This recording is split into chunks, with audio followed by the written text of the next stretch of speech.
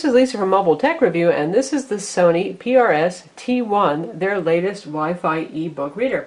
This is a 6-inch Pearl e-ink display. They call it Pearl V220. Don't really know what that means, but I know it looks absolutely stunning by e-ink standards. Now, I'm really picky about that. In fact, I've been using a Kindle 3, not because I enjoy the hardware keyboard particularly. I do prefer touch, but it had the highest contrast display as far as my eyes could tell. The background is very white and the text is very black. And this is every bit as good. In fact, the background may be a slight bit whiter. Plus, you get touch with this and all the goodness and ease of navigation and stuff that go along with touch. But first, let's take a look around the device. You can see here it has a gloss bezel. That's been a subject of some consternation with some folks who hate any form of glare. That doesn't mean the screen is glaring. It's not. It's a matte display, but there is this little shiny edge here. Does it bother me? Not much, and probably the black would be the most reflective. It's also going to be available in red and in white, also glossy plastic as far as we know. This little spot right here is matte, but if the gloss does bother you, I suggest getting a gel case. You can see here we have nice hardware buttons. A lot of you people love those hardware buttons. We've got the page turn buttons right here, your home button, your back button, and your menu button. And on the bottom here, we have the micro USB port that you use for transferring books to the reader and for charging. This charges over USB. If you want a charger, that's now optional. Now that everything is about making e-readers as cheap as possible, you don't get the goodies in the box. Amazon's also no longer including the charger in the box with the new $79 Kindle or the Kindle Touch. Reset hole over here, your 3.5mm stereo jack. This does play unprotected MP3 files. Power button's right here, which illuminates red when it's charging. The illumination goes out when it is charged. Nothing going on the sides or on the top. And you can see that it's got a nice bevel that makes it look thinner than it is. So it is slightly thinner than the $79 Kindle, the Kindle 4, which is Amazon's skinny Kindle now. And it has a matte, sort of soft touch finish back here. It feels really nice when you're holding it. It does show some fingerprint oil. You can clean that with a damp towel paper. And here's your micro SD card slot right here. Pop it open, access the card. Now, Sony always includes a stylus with their e-ink readers, at least they have for a couple of years, ever since they introduced IR Touch, and even before that they had a funky digitizer option on one of their e-readers, but these days we're using IR touch sensors. In fact, Sony was the first to introduce this type of touchscreen technology for e-ink readers. There's lots of little IR beams that are sensing when something touches the screen, and that's how it works. So there is no extra layer over the e-ink display to deal with sensing touch, which is great. Anyway, yes, you still get the stylus. Here it is. Odd little funky thing here. Get your pocket protectors ready. This is meant to clip onto your pocket because guess what? As you noticed when we did a walk around the device, there is no longer a silo for the stylus. They were trying to make it as small as possible, and therefore this has to be carried and lost separately. What do you use this for? You use this for highlighting and taking notes. Of course, you could use your finger as well if you wanted, or any other old-fashioned plastic stylus. Not capacitive, no fancy technology in here. It's just a pokey thing with a rounded edge that's not going to scratch your screen. Now we'll compare the Sony Reader PRS T1 to the latest Kindle. This is the Kindle 4, I guess you could call it. It's the $79 Kindle. This is not a touch device. It is, however, 6-inch e-ink.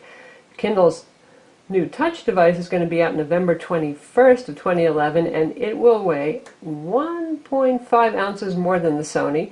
Sony weighs 5.9 ounces, which is just like a tenth of an ounce less than this non-touch Kindle right here. And they should be about similar in size. So you can see it's similar in size to the non-touch model, just a little bit taller.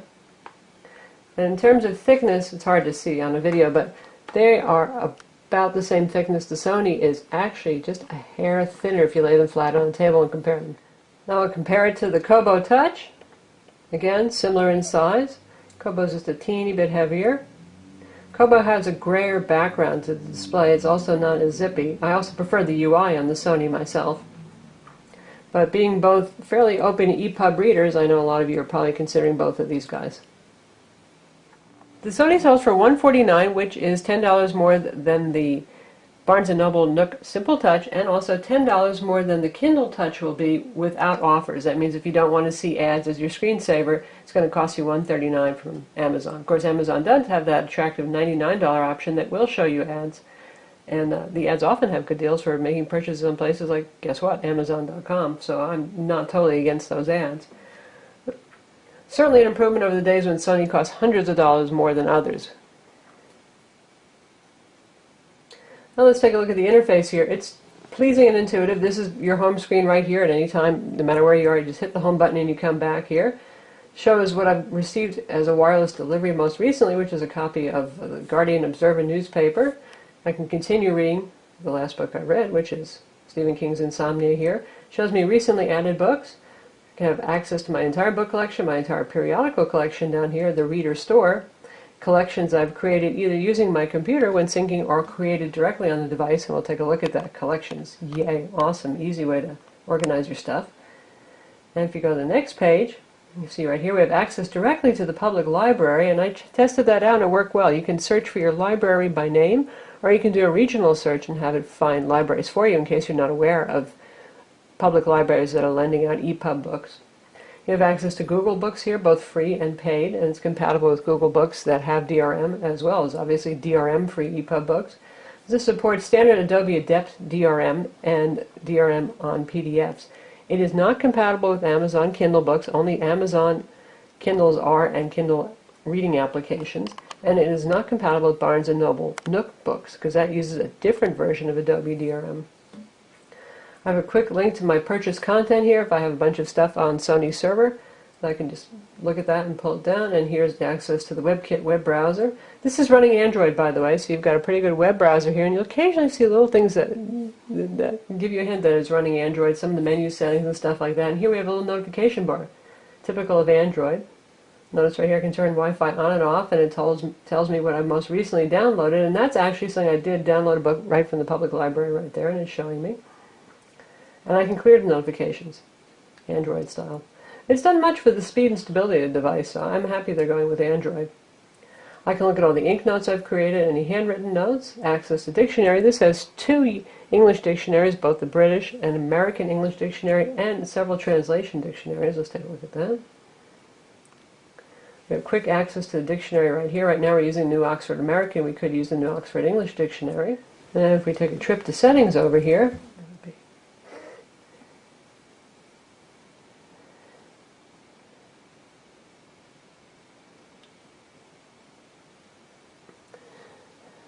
you can see you've got all these dictionaries. So you not only have the 2 English ones, but you've got European translation dictionaries available right here. Collins English German, Spanish, Italian, French,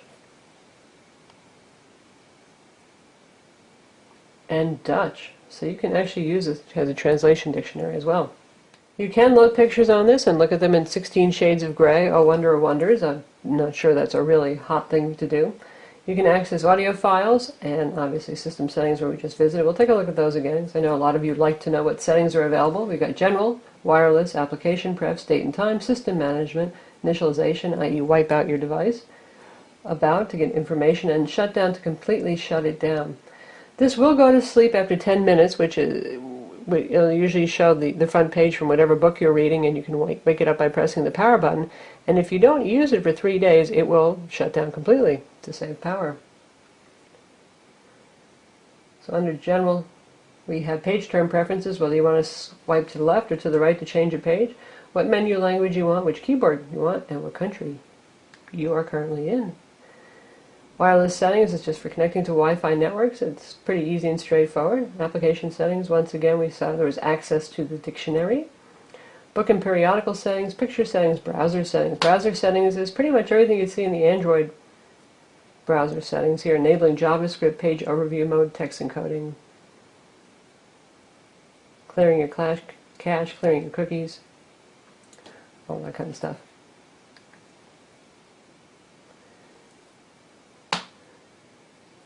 Book and periodical settings is just what you want your default font size to be when opening up a book. And here in standby screen you can set what type of image you see. Cover of the last read book is a default option. You can choose pictures that you can see instead, screensaver style, or absolutely nothing. And you can choose one that shows you a little message to let you know, hey, I'm in standby, hit the power button to wake me up, kind of a useful message. And if you do indeed want to see pictures, there's another way to select your pictures. You can set the default download destination, micro SD card, or internal memory as well. And you can also enter a PIN to lock the device so that your 5-year-old doesn't go ahead and accidentally buy 5 books for you. So let's take a look at reading a book. This is a book that I've side-loaded, though I actually use the Sony desktop reader to load this on a device. You can plug in the USB cable and just drag books to the books directory on this, or you can use the Sony desktop application, which has been totally rewritten, gone as that kind of icky Java application that they had. It's more stable, still not the super fast. If you're looking at books in your collection, you've got like 300 or 500 books, but it works pretty well. And you can sideload books into that too and manage them inside of the reader desktop, which is nice. So it sort of functions in the way that Calibre does for helping you manage your collections. Doesn't matter if they have Adobe DRM on them, as long as it's Adobe Adept DRM. So if you have Kobo books, for example, you can put them in the Sony Reader application, and you can put anything in there you've sideloaded. Here's what the interface looks like. You can either change pages using these buttons or by swiping. There is no tapping to change the page number. And this does, you can see the flash to black every time. It's not using that new technology where it only does a partial refresh of the page. I'm okay with that because I don't hate the flash to black, but I know that some of you do. The good part is that you get a complete refresh every time. You don't get any 5 o'clock shadow, which has been an issue with the Kobo and the Nook Simple Touch, though Amazon has pretty well gotten rid of it with their new $79 Kindle, so that's impressive. If you're in a book and you want to make a bookmark, you just tap up there. If you want to undo that, you just tap again, and the bookmark will go away. And if you want to get to page management settings, you can go to table of contents, previous page, or enter a page number, or use the slider, any of these. That's very nice. Tap on the book to make that go away. If you tap in the center, nothing happens. So you have to tap near the bottom. And if you hit the menu button, you can see you can bring up a whole bunch more options. This brings up the same thing that we did by tapping near the bottom of the page. You can access notes and create notes, handwriting, font. You can choose from 8 font size settings, and typeface is original, whatever was embedded in the book. Plus you have these 6 other options, including the ever-popular Massif that we first saw on the original Nook. So we've got serif and sans serif font options here. Palatino Nova, really number 2, funny name, but a pretty nice font actually for reading with. And you've got several Verdana, Universe Text, and Freudiger for your sans serif fonts as well. I like the selection of fonts that Sony gives you. They look fairly book-like, at least the serif fonts do. They're not too heavy and slab-like and elegant looking yet easy to read. And we have the Customize View function here, which is interesting. You can change the contrast on the book by using Adjust View. Go with the original setting right here. Custom, you can set your own brightness and contrast, or you can choose Saturated, which I don't see much of a difference on reading book text. It's something called Details, not sure about that. Brighter, which kind of makes things a little too white, really, as you can see here. Maybe good for an extremely dark environment, I don't know. Darker makes it grayer than average. And then Custom, right here, you can roll your own and choose your own brightness and contrast settings. And if you screwed it up, there's a Restore button there, so you don't have to worry about screwing things up hopelessly. Also under Customize View, we have Sony's interesting Crop Page function. It's their way of dealing with margins, I suppose. Because there is no margin setting here, and also there's no line space setting. And lastly, we have page mode, which probably isn't so useful when you're reading an EPUB book. You've got your standard normal original here. You've got a 2-column split, a 3-column split, or fit with landscape mode. Now that's great for PDFs, not so much for reading this kind of book. So page turn speeds are fine, it's fast. Doesn't matter if you use the buttons or the swiping. Now that's a pretty readable normal size font, but let's change it just so you can see what other font options look like. Say you have really good eyes and you want to drop down to micro text. There it is, absolutely sharp and clear, very small. You do have to have good eyes to see something that small, but if you hate page turns, there you go, you can get a lot of fonts on the page. If you really need help and need big text, you can get big text. And the increments are now closer together too. It used to be that there were huge jumps in Sony readers, and now it's really a more gradual sizing, which is good. So that's your EPUB experience right there. So here's a public library book that I've checked out. It's an EPUB, and I've made use of the highlighting feature with the handy dandy pen, and I put a bookmark here, scribbled some stuff, done some highlighting. And how do you do that?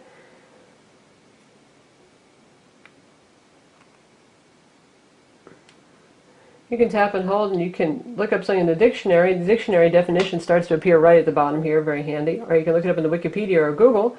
You can choose Add Note, or you can highlight. If you highlight, obviously you get the highlight here, and you can do the resizing kind of thing right there.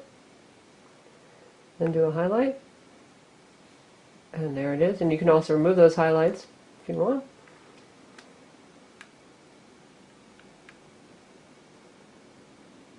And this time I'm going to add a note.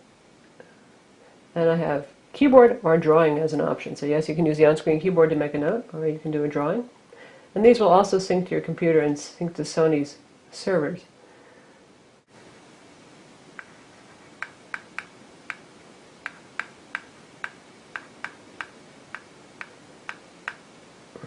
And you can choose to save it. And if you make a mistake, you've got a little eraser here. You can get rid of something. So there's your note-taking feature. It wants to know if I want to save that. And I'll say yes. And you can access notes that you've created right here on the second page of the home screen. Just look at all notes.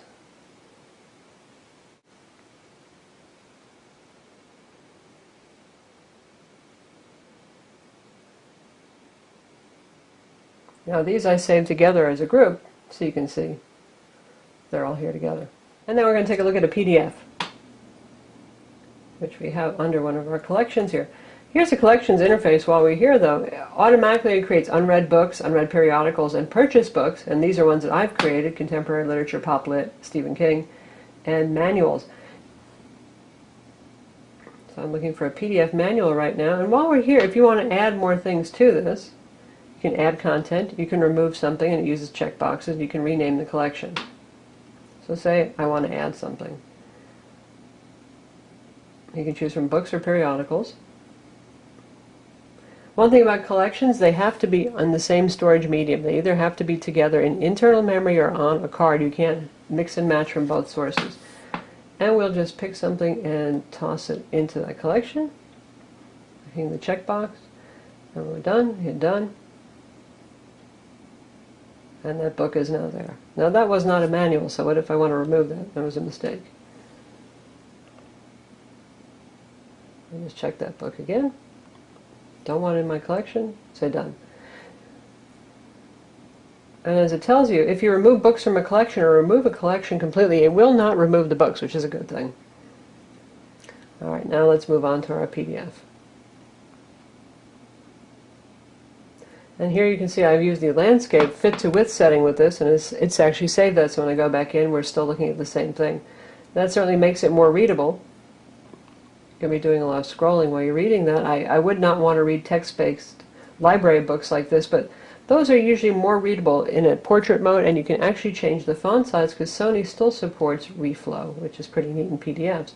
First we're going to switch our orientation back to portrait mode. Now we have teeny tiny text that you can't read, so we're going to jack up the font to one size bigger, and there we go. We have text that's now readable. It's going to blow out your images and stuff like that, but you can read the text of the PDF. Obviously more useful if you're going to read a PDF library book than reading an illustrated manual. Also, if you download books using this device or using the Sony Reader desktop software, it syncs among all your Sony readers, and in fact even the Sony Tablet S as well, which has Sony Reader application built in, so you can see anything that you've sideloaded and put into your library, as well as things you purchased. You can search for books if you don't feel like thumbing through lots of pages of books. Say you have a lot of books on here. I'm going to look for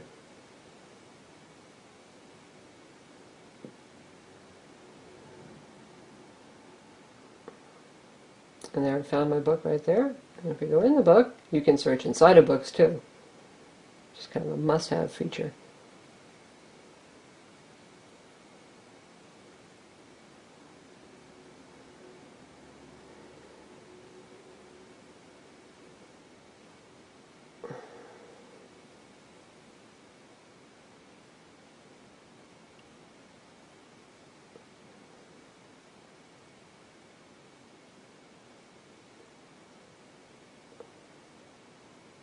Just search for crimson, and it's going to show me all the instances of crimson, which there are quite a few in this book. Now let's take a look at the shopping experience. We go into the reader store right here. And again, this uses Wi-Fi. It does not have 3G. This is, along with the daily edition, I still say more so this. This is the most standalone reader that Sony has made. You really don't have to ever use your desktop computer with this. You can shop in the Sony Reader Store. You can use the web browser to actually download books, as we mentioned, from the library, from Google Books, from some other bookstores. And you can also manage your collections right on the device. You don't need to use your computer to manage and create collections. One thing I did notice, by the way, when creating collections, if I created a collection on my computer and synced the reader up with that, the collections came over just fine, but it wouldn't let me edit anything that was in the collection. I couldn't add or remove anything. But if I created the collection on device, then I could add and remove to my heart's content. A little strange there. Anyway, here we are in the reader store. And you can browse, look at new arrivals. It's this typical online bookstore experience. You can go to Google Books, which is kind of neat. Newsstand to look at periodicals particularly, hit bestsellers, and see some things they're featuring up here.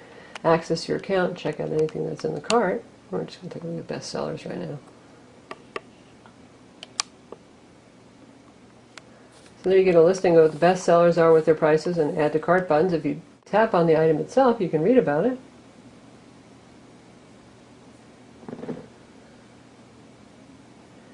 And there you get your full description.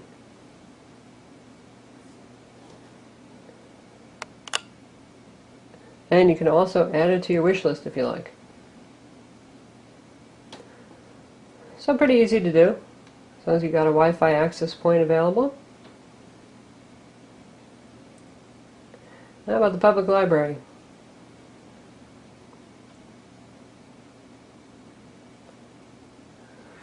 And this uses a web browser to log in. And you can see the on-screen keyboard right here, which does do partial refreshes, so you don't see the whole page blink every time you type something in.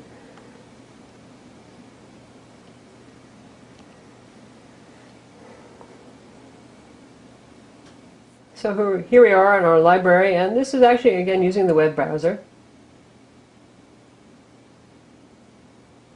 And it does do a refresh every time you scroll, which is a little distracting. Tap on a book and see what's up with that book.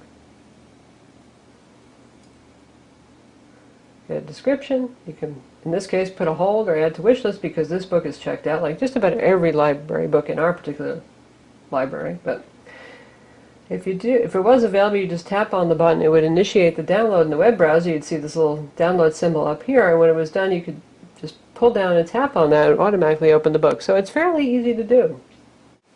And you see, if you press the menu button here, you can go home, you can refresh the page, continue reading, which is more book-oriented kind of thing. Switch orientation. Add a bookmark. Manage your windows. Yes, it supports multiple windows. Capture a screenshot of anything that's in your web browser. That's novel. Look at your list of downloads, which is handy if you just, like we did, downloaded a book from Feedbooks. You can see right here. That works just fine too. And if you tap the menu bar, you also get the URL bar available, and you can access bookmarks that you've added yourself. And you can access your history as well. Lastly, if you go to Browser Home, it has a couple of pre-configured handy links for you to Wikipedia, thesaurus.com, reference.com, Goodreads, Facebook, Twitter, and the Food Network. AccuWeather, CNBC, ESPN, and Gmail. And then we'll load our website, mobiletechreview.com, so you can see what a full desktop site looks like. It renders very well, and it supports pinch zooming. I mean, e-ink still, thanks to the flashing and the speed of redrawing the screen, is not an ideal medium for general web browsing, but there it is. Works, pictures, ads, all there. Zoom in. Zoom in more. You can also tap to zoom. So there it is. Google Books works not directly through the web browser. It actually goes to the e-reader store first and uses the shortcut from the e-reader store to Google Books, which is a little bit strange. So from here we'll tap on Google Books. But you could go directly to Google Books yourself using the web browser anyway. But this way you get the Sony Reader Store pretty interface for Google Books, so you can see various books that are available. These happen to be free public domain books here. Just pick one. And it is free, and we are going to download it right now. So you can see it says downloading up here. Download complete already. And we will just tap on that. And there it is. Ready to read.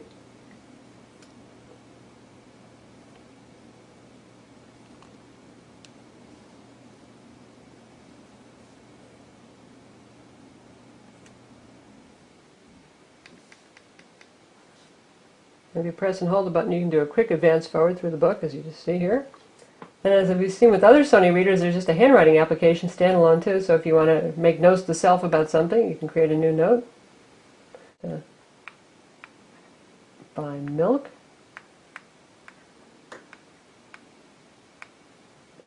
And in case I forget how to get to the store, I can draw myself a little map. You get the idea.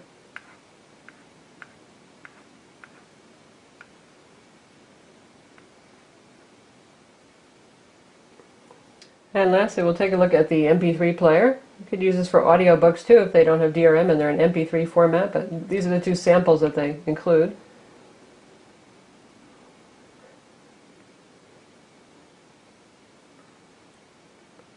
And there's the interface, which is okay, you know, for an e-ink reader. Basic stuff. And you're not hearing anything because you do have to wear headphones if you want to hear it. There is no speaker on this.